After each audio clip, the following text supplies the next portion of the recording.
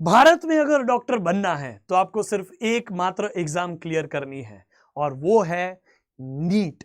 और इसी NEET exam को क्लियर करने के लिए 20 से 25 लाख बच्चे इस एग्जाम को देते हैं एंड ये नंबर फ्यूचर में बढ़ने ही वाला है। लेकिन मैं इस बात को आपको दोहराना चाहूंगा जो मैंने कई बार कही है कि नीट के बारे में बहुत गलत चीजें फैलाई गई है, नीट के बारे में बहुत अफवाहें फैलाई गई है जो आपको पता होनी चाहिए कि वो चीजें सिर्फ अफवाहें हैं। आप उस उम्र में हैं जहां पे आपका ब्रेन वॉश बहुत इजीली किया जा सकता है और आपको डरा डरा के बिजनेस किया जा सकता है। इसी बुनियाद पे बहुत सारे बिजनेसेस चलते हैं, लेकिन आप सभी को उस चीज से बाहर निकालने और आप सभी को उस ट्रैप में ना फंसने देने के लिए मैं तुषार पटेल आ चुका हूं डॉक्टर्स अड्डा पे आपके लिए एक बहुत इंपॉर्टेंट सेशन लेके, जिसका नाम है मीथ बस्टेड अबाउट नीट। यहां पे हम कुछ उन चीजों की बातें करेंगे। मैं आज बहुत ही लिमिटेड टॉपिक्स लाया हूं, लेकिन बहुत इंपॉर्टेंट टॉपिक्स लाया हूं। ये सेशन को बनाने के लिए मैंने केमिस्ट्री के टीचर्स, आपको पता है हमारे यहाँ आलोक सर है, 20 साल से पढ़ा रहे ऑफलाइन में, 42,000 से भी ज्यादा स्टूडेंट्स को उन्होंने ऑफलाइन में पढ़ाया। मैंने 8 साल से पढ़ा रहा हूं, it's been more than 8 years actually, जिसमें पहले 6 साल मैंने ऑफलाइन में पढ़ा। You can search out Tushar Patel on the Google. Okay, फिर आपको हमारे यहाँ पे जगराज सर बायोलॉजी के लिए ऑफलाइन में पढ़ाया 8 साल से ज्यादा। ठीक है, आज आई थिंक उनका एक्सपीरियंस 10 साल का है, वो भी बड़े बड़े प्लेटफॉर्म पे पढ़ा है, मैंने भी ऑलमोस्ट सारे बड़े प्लेटफॉर्म पे पढ़ा है।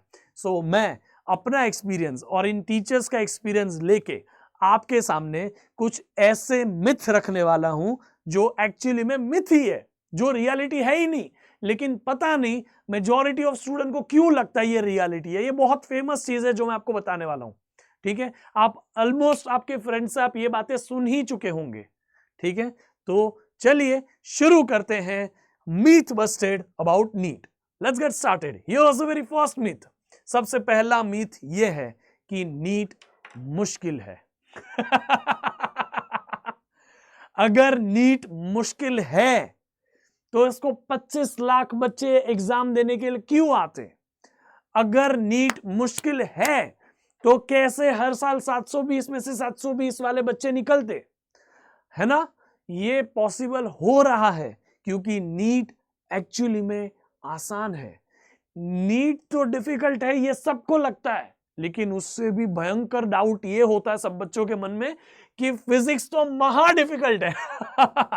फिजिक्स मुश्किल नहीं है। और ये चीज मैं सिर्फ आपको बोलने के लिए नहीं बता रहा हूं, मैं अपने साथ में डेटा लाया हूं, आप देख सकते हैं यहां पे कि ये 2023, 22, 21, 20, 19 ये सारे साल के डेटा है। अब तो 2025 का भी पेपर 2024 का भी पेपर आ चुका है and you will be surprise to know the real analysis of it. मैं आपको बताता हूं, पहले ध्यान से सुनिए।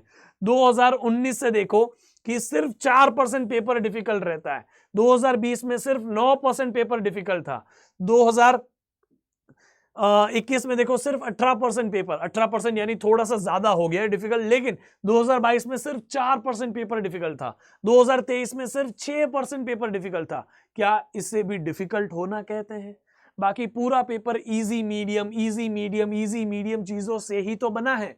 2023 में भी अगर मैं निकालू, सवाल के हिसाब से बताता हूं, 2024 के क्वेश्चंस के हिसाब से निकालू तो मेरे हिसाब से सिर्फ 3 क्वेश्चंस ऐसे थे जहां पे बच्चे, एक्चुअली 3 भी नहीं, सिर्फ 2 क्वेश्चंस ऐसे थे जहां पे बच्चे अटक सकते हैं कॉन्सेप्ट वाइज या उनको कैलकुलेशन वाइज कहीं ना कहीं अटकेगा, अदरवाइज वो भी काफी इजीली कर सकते हैं। एक रे ऑप्टिक्स का क्वेश्चन था जहां पे 2 बार आपको स्नेल्स लगाना था, उसको साइमल्टेनियस सॉल्व करना था, there are too many things, तो मुझे लगता है कि वहां पे बच्चे अटक सकते हैं। लेकिन वो 2-3 सवाल को छोड़ के entire paper was easy. Paper was literally very easy directly from NCERT and this time it is so unique कि आपको बेसिक फॉर्मूला पे बहुत सारे क्वेश्चंस थे। सीधा moment of inertia of the rod m/12l², इसके ऊपर फॉर्मूला, खत्म बात। इतना आसान पेपर आया था इस बार। ठीक है, इसलिए फिर भी मैं उसको इजी टू मॉडरेट में रखूंगा उस पेपर को। और हर बार फिजिक्स का पेपर जो होता है वो इजी टू मॉडरेट ही होता है। आप रेयरली सुनोगे कि नीट का फिजिक्स का पेपर डिफिकल्ट आ गया। कंपैरेटिवली सालों के हिसाब से आप बोल सकते हो कि इस बार डिफिकल्ट रहा था 2021 में या 2019 में थोड़ा बहुत डिफिकल्ट रहा था, लेकिन एक्चुअली में नीट का फिजिक्स इजी होता है, ज्यादा कैलकुलेटिव नहीं होता, ज्यादा आपको ना कॉम्प्लेक्स कॉन्सेप्ट्स को लेके उसको नहीं बनाया होता, मल्टीपल कॉन्सेप्ट्स को लिंक नहीं किया होता, जो लिटरली जेई वाले बच्चों को इसी पे मास्टर करना पड़ता है। जेई के बच्चों को सीखना पड़ता है कि 2-3 कॉन्सेप्ट्स को मिक्स करके आंसर कैसे करें, या फिर आपको मल्टीपल स्टेप्स में कैलकुलेशंस कैसे करें। ये सारी चीजें जेई वालों के जेई के बच्चों के लिए कराई जाती है, लेकिन नीट में ये सारी चीजें नहीं होती। अगर आपके दिमाग में ना न्यूमेरिकल्स का डर है फिजिक्स का, अभी से हटा दो, मैं गारंटी दे रहा हूं। आप सिर्फ ये डर हटाओ, आपको फिजिक्स इजी लगेगा, क्योंकि फिजिक्स में न्यूमेरिकल्स आसान आते हैं, आए भी हैं। ठीक है, आप कोई भी नीट का पेपर उठा लो, बहुत कम आपको सवाल मिलेंगे जहां पे आपको बहुत ज्यादा कैलकुलेशन करना हो। आधे से थोड़े से कम क्वेश्चंस जो होते हैं वो थियोरी क्वेश्चंस होते हैं, डायरेक्ट क्वेश्चंस होते हैं। ठीक है, फिर उसके बाद आधे थोड़े जितने क्वेश्चंस आपको सिर्फ सिंगल फॉर्मूला पे डेटा डाल के आंसर देते हैं, यूं कैलकुलेशंस कर रहे हैं, जस्ट मल्टीप्लिकेशन इन आंसर, इतना इजी होता है। कई बार तो क्वेश्चन होते हैं ये 2 टाइम्स हो गया तो ये क्या हो जाएगा, ये इंक्रीज होगा तो ये क्या होगा, ऐसे सवाल, इसमें तो कैलकुलेशंस ही नहीं है। सो इसीलिए मैं कह रहा हूं फिजिक्स का डर अभी से हटा दो। आप दिमाग में रख के बैठोगे कि ये डिफिकल्ट है तो डिफिकल्ट ही रहेगा ना, एवरीथिंग इज माइंड गेम, बस आपको उसे डिफिकल्ट लगने नहीं देना है। It is literally easy. आप एक दिन अच्छे से फिजिक्स लेके बैठो तो सही, सही तरीके से फिजिक्स पढ़ना शुरू करो तो सही, बेसिक्स अपने क्लियर कर लो, फिर पढ़ना चालू तो करो, फिजिक्स आसान लगेगा यार, literally I am telling you. तो ये डेटा के साथ बता रहा हूं। सेकेंड मिथ पे हम आते हैं। सेकेंड मिथ इज, भाई बहुत कंपटीशन है 25 लाख तक बच्चे नीट की एग्जाम देते हैं, हमारा रैंक कहां से आएगा? This is the second myth. Okay, आपकी कंपटीशन ना वो 25 या 24 लाख बच्चे नहीं है जो नीट की एग्जाम देते हैं, आपकी कंपटीशन सिर्फ आप है। सोचो, वो पढ़े, वो नहीं पढ़े, वो टॉप करे, उससे आपकी लाइफ में ना कोई फर्क नहीं पड़ने वाला है। ठीक है, लिमिटेड सीट्स है गवर्नमेंट कॉलेजेस में, एम्स में, उतनी सीट में आपको पहुंचना है। आप आज जितने भी लेवल पे हैं उससे एक लेवल ऊपर जाइए। आप ऑलरेडी 1000, 1200, 3000, 5000, 10,000 बच्चों को पीछे छोड़ते जा रहे हैं। आप और थोड़ा ऊपर लेवल पे जाइए, और प्रैक्टिस करिए, और टॉपिक को स्ट्रॉन्ग करिए। आप ऑलरेडी लाख, 1.5 लाख, 2 लाख बच्चों से ऊपर जा रहे हैं। समझ में आ गया? ये एक ही मात्र तरीका है कि आप ये फालतू अफवाहों से बचे कि 24 लाख बच्चों में हमारा रैंक किधर आएगा। अरे भाई, क्यों 24 लाख को देख रहा है? तू देखना, तू भी उन 24 लाख में से एक है। और वो टॉपर जो नीट को AIR-1 लेके आता है, वो भी इन्हीं 24 लाख में से एक है, जो पता नहीं है कि इसको कौन है। बस उसने खुद पे मेहनत की, उसने खुद पे फोकस किया, और वो आज AIR-1 होता है। ठीक है, इसीलिए आप सिर्फ एक चीज याद रखें, आपकी रियल कंपटीशन सिर्फ आप है। आप चाहो अपने आप को पीछे कर सकते हो, और आप चाहो तो खुद पीछे हो सकते हो। ठीक है, इसीलिए इन सारी बातों पे मत जाइए यार। I am telling you again and again, ये कंपटीशन वाली चीज तो आपके दिमाग में घूमनी भी नहीं चाहिए। आप जितना पढ़ोगे उतना स्कोर करोगे, जिस स्कोर करोगे इससे सबका रैंक आएगा, बात खत्म। कैसे आप एक्सपेक्ट कर सकते हो 720 में से आप लाओगे सिर्फ 400 मार्क्स और आपको अच्छी कॉलेज मिल जाएगी? कोई भी दुनिया की एग्जाम होती तो भी नहीं मिलती। समझ में आ रहा है? दुनिया की कोई एग्जाम आपको इस मार्क्स पे, आधे मार्क्स पे कहीं पे अच्छी कॉलेज नहीं दे पाता, तो नीट क्यों देगा? समझ में आ रहा है? इसीलिए इस चीज पे फोकस ना करके खुद पे फोकस करना सबसे ज्यादा जरूरी है। स्टेप बाय स्टेप आगे बढ़ो, क्योंकि नीट में आपको सिंपल से आपको करना है, सिंपल दिमाग लगाना है, कुछ ज्यादा कॉम्प्लेक्स होता नहीं है नीट।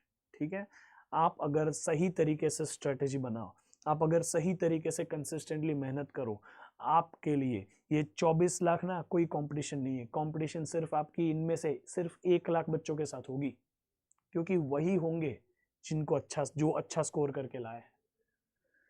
मैं तो ये कहता हूं 24 लाख भी आपकी कंपटीशन नहीं है, सिर्फ 24,000 बच्चे आपकी कंपटीशन है, क्योंकि यही बच्चे हैं जो गवर्नमेंट कॉलेजेस में जाने वाले हैं। तो सिर्फ इन 24,000 के बारे में सोचो। जैसे ही नीट की एग्जाम होगी ना, इस 24 लाख में से अपने आप 24,000 में फिल्टर हो जाओगे। तो इसीलिए focus on yourself, you are the competition, please believe in yourself.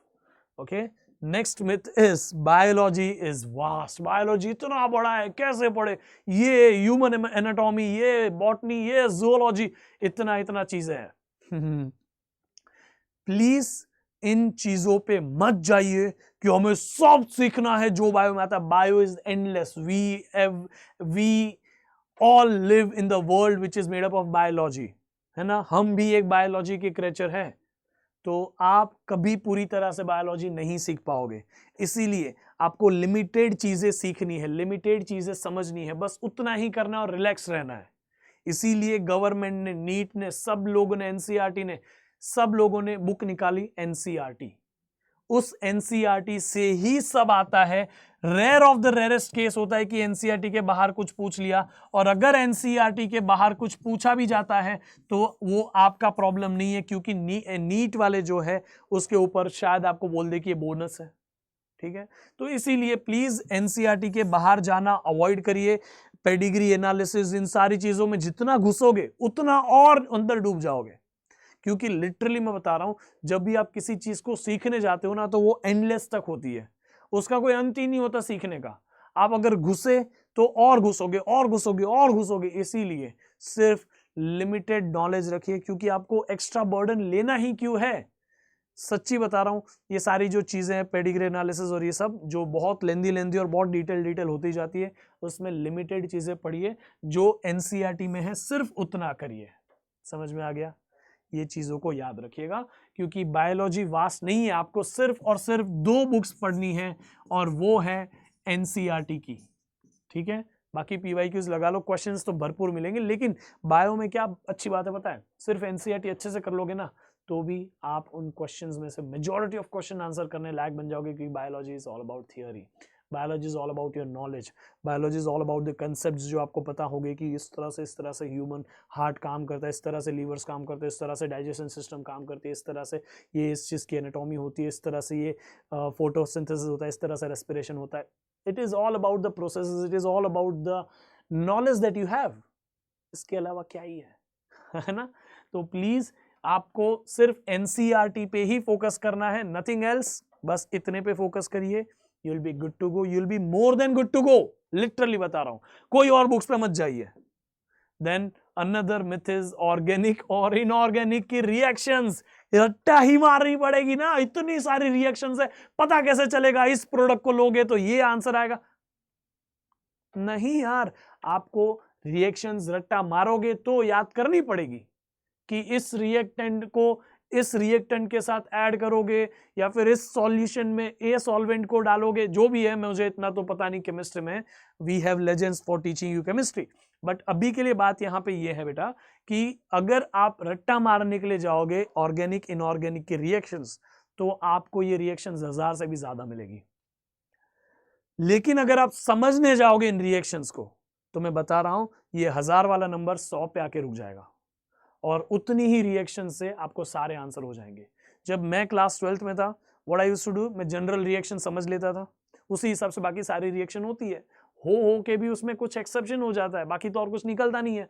तो इसीलिए please please please, chemistry this is my favourite subject. Yes, organic chemistry, inorganic chemistry, ये सब मेरा फेवरेट है। मुझे कुछ ऐसे टीचर्स ने पढ़ाया जिनकी वजह से ये सब्जेक्ट मेरा अच्छा रहा था, ठीक है।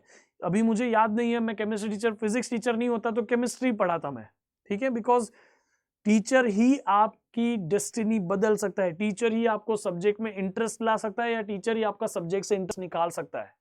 सो अगर आपको कोई सब्जेक्ट में इंटरेस्ट नहीं आ रहा है तो please, it's a request to all of you, change your teacher.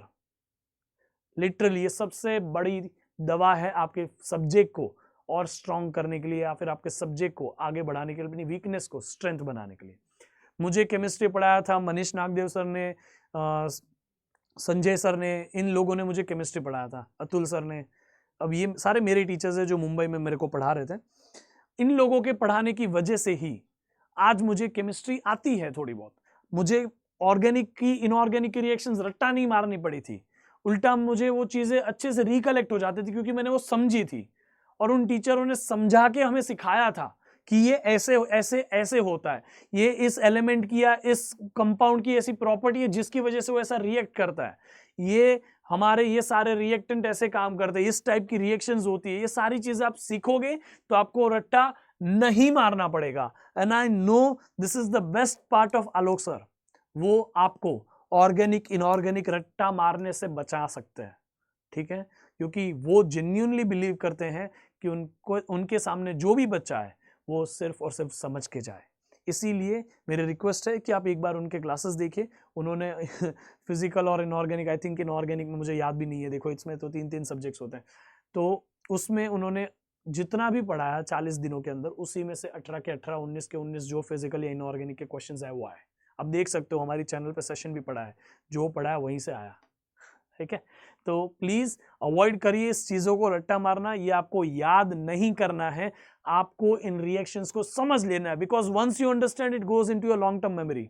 अगर आप याद करने जाओगे यू विल हैव टू रटोफाई एवरी अनदर डे, आपको हर दूसरे दिन उसको रट्टा मारना पड़ेगा। Do you have that much amount of time? No ways. जिस चीज को जो चीज कॉम्प्लिकेटेड नहीं है उसको क्यों कॉम्प्लिकेटेड करना है? Why are we our enemy, हम खुद के ही दुश्मन क्यों है ना? जो चीज कॉम्प्लेक्स नहीं है, जो चीज कॉम्प्लिकेटेड नहीं है, जो चीज बड़ी नहीं है, उसको बड़ा बना के क्यों करना है भाई? आसान है, आसान रहने दो। अपने दिमाग की कॉम्प्लेक्सिटी को रियलिटी में मत लाओ, क्योंकि रियलिटी में वो चीजें आसान है।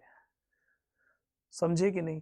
नीट में ऑल इंडिया रैंक्स लाना, नीट में 650, 660, 670 के ऊपर लाना, इट इज इजी।